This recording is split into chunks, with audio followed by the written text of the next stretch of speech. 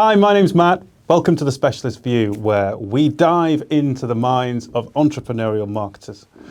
This week we're joined by Alastair Pegg. Welcome, Alastair. Thank you. Thank you. Thanks for joining us. My pleasure. So maybe we could start by setting the scene for everyone. You know, who you are, where do you come from, who are you married to, who do you support, all that kind of stuff. I suppose where I start from is, I was actually born in Luton, but I don't tell many people that. Right. And I'm not a Luton Town fan, so...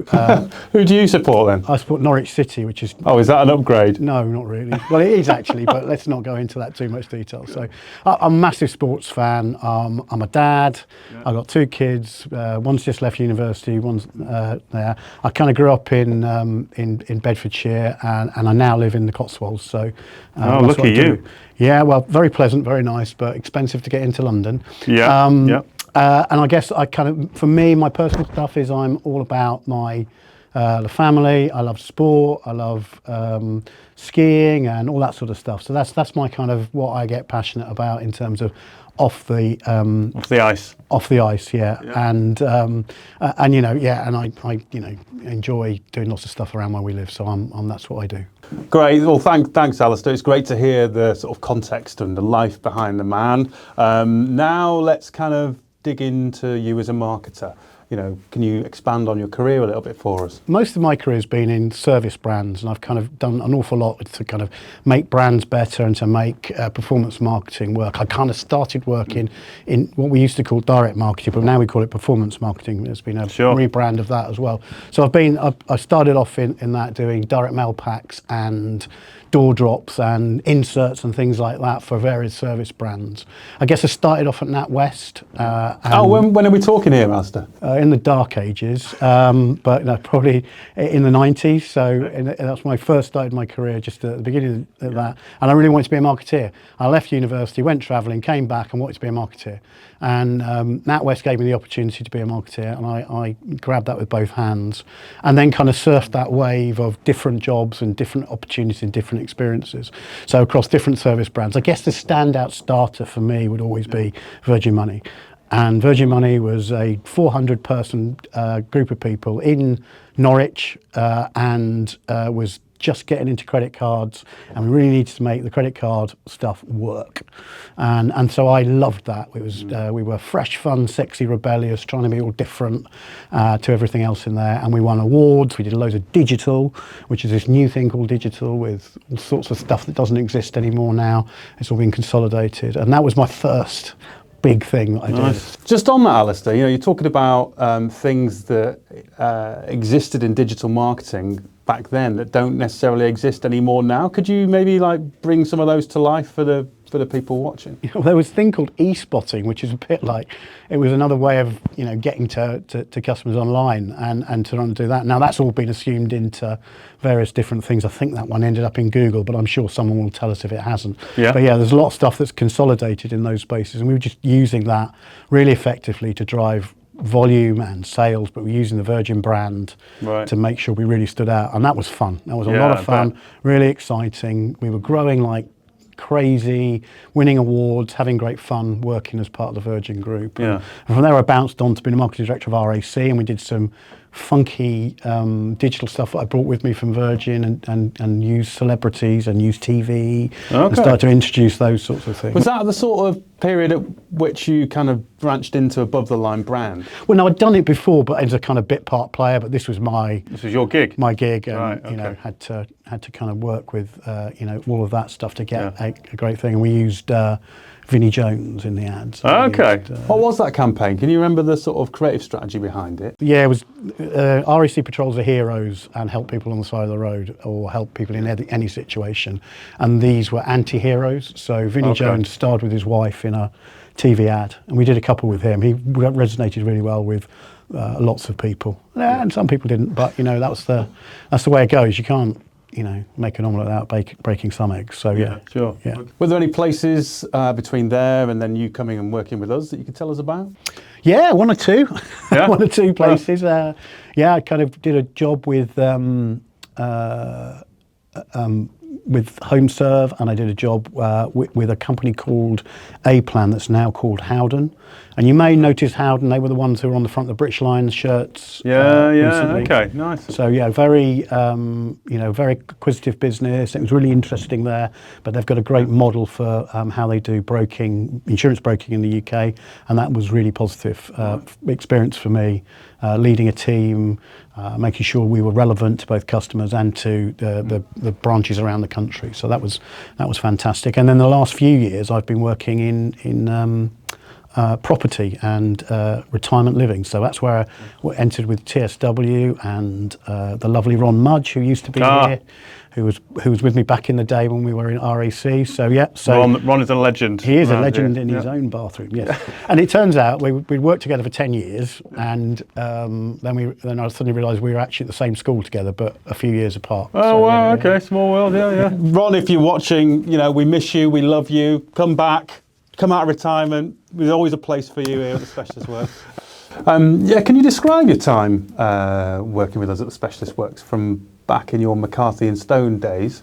Look, we really needed to make significant improvements in what we were doing. There'd been some really great work done at McCarthy Stone on the brand, but what I think we'd lacked a little bit was that cutting edge in terms of performance marketing, how we use the data, how we use that to drive quality leads, so marketing qualified leads and sales qualified leads. And it was absolutely vital that we used the data we had, not only just for digital stuff, but also for the door drops, which in that market seems to work amazingly well. So the work we did with you guys about targeting and making sure we had the right models in place, and also some of the early stages of AI in order to improve what we were doing digitally was really important. And I think we worked so well as a team to derive out the right result that meant that the team could confidently go back to the business and say, these are the things that we are doing in order to get you leads that are going to help you fill your sales target. And I think at the end of the day, we can never forget as marketeers that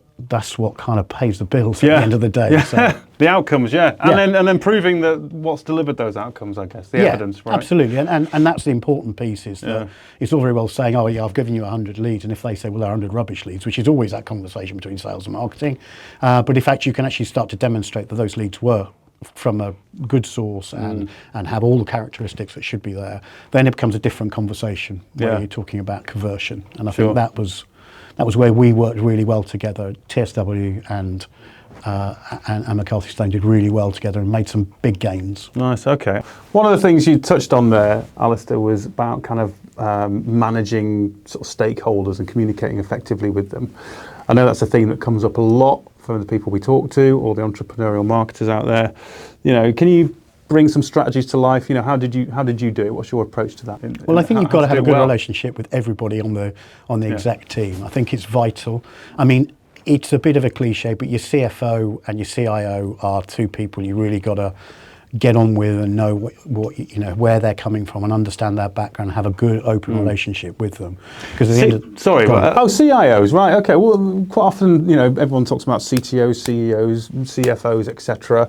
The CIO is a new one. Well, CEO kind of goes without. That's the man. Sorry, I should say. Can we do that bit again?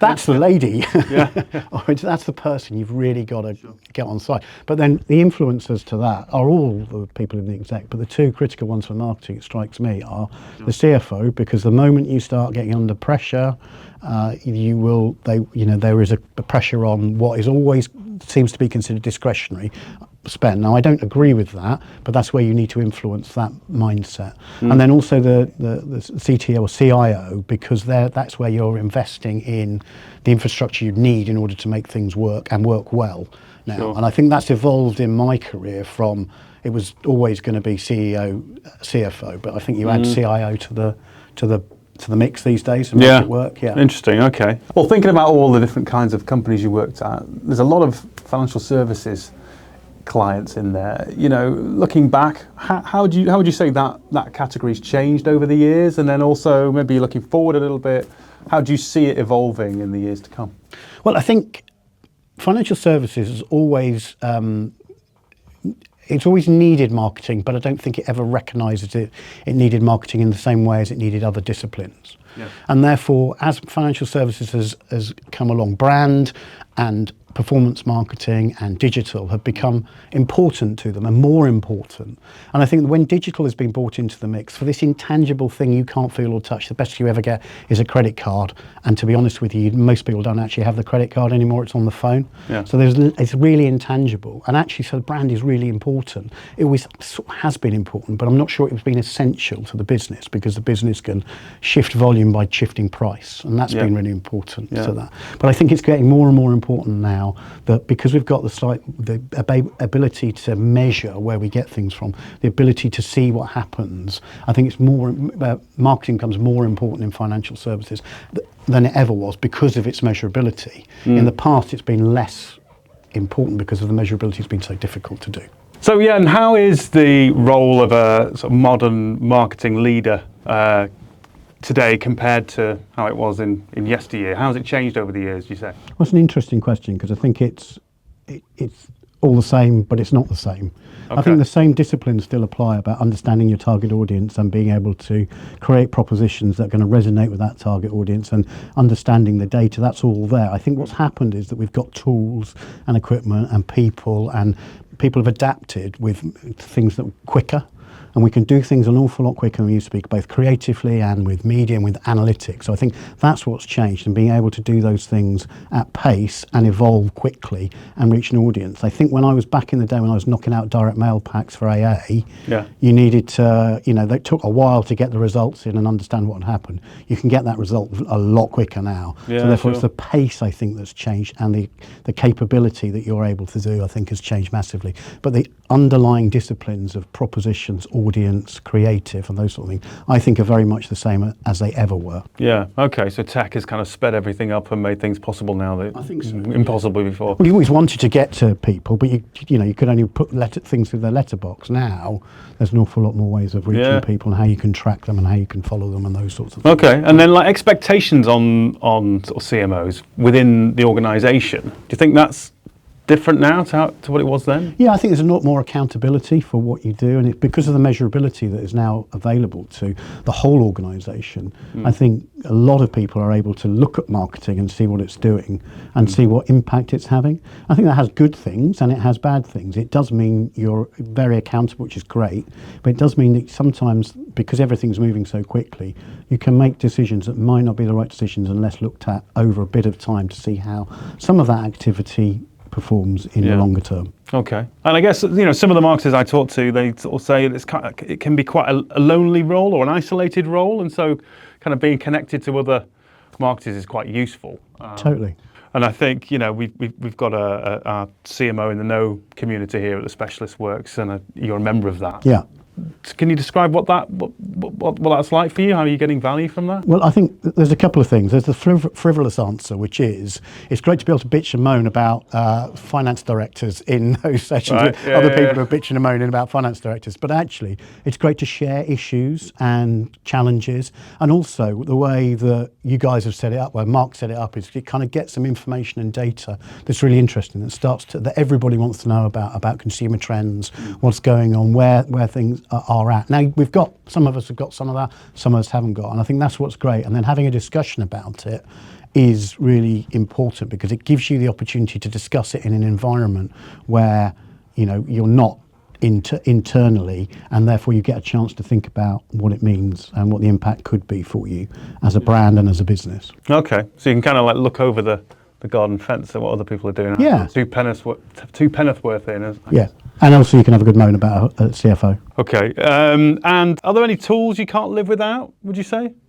Well, I think increasingly the AI tools are becoming so much more important, and being able to create some of the stuff that we're creating at the moment, that I've been creating with both text and with imagery, it does make things, again, quicker. Like we go back to the point that we were talking about before. The pace is certainly moving in that direction.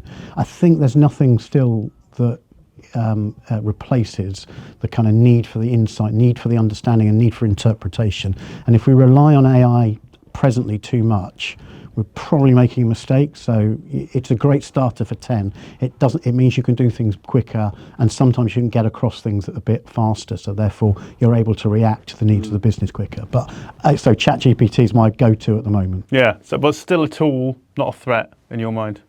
Well, I think we have to make it. I mean, unfortunately or fortunately, I lived through the bit where we had websites where we've had, where that's happened. We had to cope with that.